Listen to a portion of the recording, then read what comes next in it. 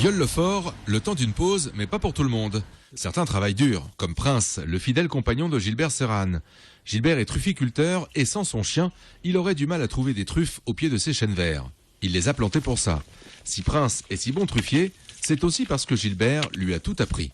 Ça se passe merveilleusement bien. En fait, pour que le chien travaille bien, il faut qu'il ait envie de faire le plaisir à son maître, puisque la recherche de la truffe n'est pas innée chez le chien, il faut lui apprendre. Il est plutôt tenté par la chasse, par exemple. Et donc, il cherche les truffes uniquement pour faire plaisir à son maître. Puisque son père était un chien truffier, sa mère aussi. Donc, je l'ai dressé un petit peu. Et puis, avec ses parents, il a appris pratiquement presque tout seul. On lui cache des truffes, tout simplement. On lui fait sentir. Et dès qu'il trouve, on le récompense. Certains trufficulteurs choisissent des chiens de race. Gilbert n'est pas de ceux-là.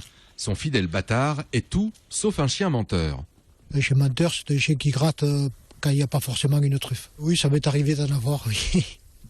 Il grattait pour avoir la récompense, mais il n'y avait rien. Non, mais au bout d'un moment, on se méfie et on sait très bien que le chien ment.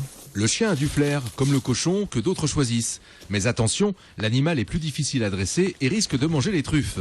Gilbert Serrane a éduqué Prince dès l'âge de 2 mois. Ce précieux compagnon a maintenant de l'expérience.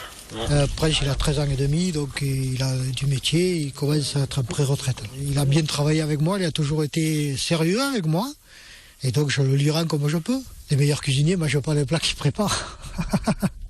Ça, il n'y a plus rien pour les clients.